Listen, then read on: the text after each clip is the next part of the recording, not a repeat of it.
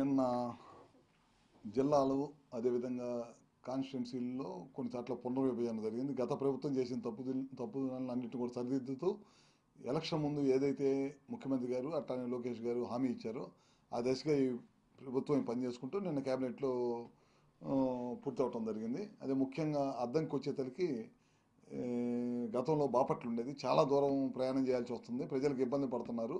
పాదయాత్రలో లోకేష్ బాబు గారు ఇచ్చిన హామీ ప్రకారం నిన్న జరిగిన కేబినెట్లో మమ్మల్ని ప్రకాశం జిల్లాలో అద్దంకిని అదేవిధంగా కందుకూరిని రెండింటిని కూడా ప్రకాశం జిల్లాలో కలపడం జరిగింది.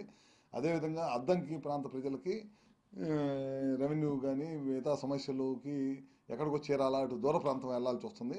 అందుకని మాకు రెవెన్యూ డివిజన్ కూడా రావడం జరిగింది. ఈ రెండింటికి ఇచ్చినందుకు ప్రకాశం జిల్లాలో కలిపినందుకు అదేవిధంగా అద్దంకి ప్రజలు ఆకాంక్ష ఎప్పటి నుంచి అడుగుతా ఉన్నాం, 2012 నుంచి అడుగుతా ఉన్నాం రెవెన్యూ డివిజన్ కావాలని. అది కూడా నెరవేర్చినందుకు ముఖ్యమంత్రి గారికి అదేవిధంగా ఆ రోజు హామీని లోకేష్ గారు పాదయాత్ర చేస్తా హామీని ముఖ్యమంత్రి గారు దాన్ని ఇచ్చినందుకు, అదేవిధంగా కమిటీకి సత్యప్రసాద్ గారికి, రెవెన్యూ మినిస్టర్ గారికి, మిగతా కమిటీ సభ్యులందరికీ కూడా, జీఓఎం కమిటీ సభ్యులందరూ కూడా మా అద్దంకి నియోజకవర్గ ప్రజల తరఫున అభినందన తెలియజేసుకుంటూ,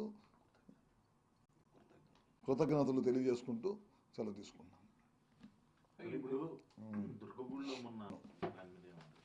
అది వాస్తవమే. ఒక 15 నిమిషాల నుంచి 20 నిమిషాలు కరెంటు నిలిపిన మాట వాస్తవమే.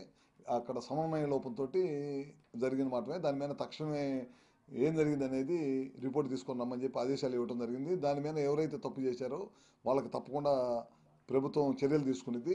అదే కాకుండా 2 డిపార్ట్మెంట్ల మధ్య సమన్వయ లోపం ఉంటే వాళ్ళ పొద్దున కూర్చొని మాట్లాడాము, ఈఓని పిలిపించాము, అదేవిధంగా మా సిఎండిని, ఎస్సీని, తగిన అధికారులను కూడా పిలిపించడం జరిగింది. కొంతమేరకు క్లారిటీ వచ్చింది. మళ్ళీ 6-7 తారీఖులో మన దేవాదాయ శాఖ మంత్రి ఆనం రామనారాయణ రెడ్డి గారు, నేను, అదేవిధంగా అధికారులు, దేవాదాయకు సంబంధించిన అధికారులు కానీ అదేవిధంగా డిస్కమ్కు సంబంధించిన ఎలక్ట్రిసిటీ సంబంధించిన అధికారులు కూర్చొని దాన్ని ఇబ్బంది లేకుండా చేస్తాం. అదేవిధంగా ఇట్లాంటి చర్యలు ఎప్పుడు కూడా జరగకుండా చూస్తాం. ఎందుకంటే ప్రజల మనోభావాలకు సంబంధించింది కాబట్టి చిన్న చిన్న పొరపాటు జరిగితే కనుక దాన్ని మళ్ళీ సరిచేసి, దాన్ని కూడా మా దృష్టికి రాగానే 10 నిమిషాల్లోనే మా దృష్టికి వచ్చింది. మా దృష్టికి రాగానే అధికారులు మందలిచ్చి ఇమీడియట్గా దాన్ని కనెక్షన్ ఇవ్వమని చెప్పాం. ఏదైనా చిన్న చిన్న సమన్వయ లోపం ఉన్నా సరే దాన్ని ఇమీడియట్గా తక్షణమే దాన్ని సరిచేసి ఇమీడియట్గా ప్రాబ్లమ్స్ ఏమైనా ఉంటే సాల్వ్ చేస్తాం తప్పకుండా. అదే ఇప్పుడు అపోజిషన్ వాళ్ళు రాజకీయ విమర్శలు చేయడానికి సిద్ధంగా ఉంటారు. చిన్న పొరపాటు జరిగిన దాన్ని ఇమీడియట్గా సరిదిద్దామని చెప్పేశాము. దాన్ని పట్టుకొని 24 గంటలు అదే పనిగా రాజకీయ విమర్శ చేయటం తగదు. దానికి చిన్న సమన్వయ లోపం వల్ల జరిగిన దాన్ని ఇమీడియట్గా తప్పు చేస్తే దాని మీద ఎవరైతే దానికి బాధ్యతలో వాళ్ళని తప్పకుండా శిక్షిస్తాం.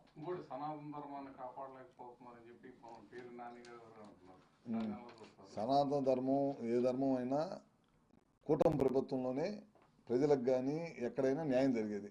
వాళ్ళలాగా ఎప్పుడు కూడా ప్రతి చిన్నదాన్ని రాజకీయ అవసరాల కోసం వాడుకునే ప్రభుత్వం కాదు. ఎక్కడన్నా ఏదైనా చిన్న చిన్న సమన్వయ లోపాలు ఉంటే దాన్ని సరి చేసుకొని ముందుకెళ్తామని ఇందాక కూడా చెప్పాను. దాని ప్రకారమే ముందుకెళ్తాం.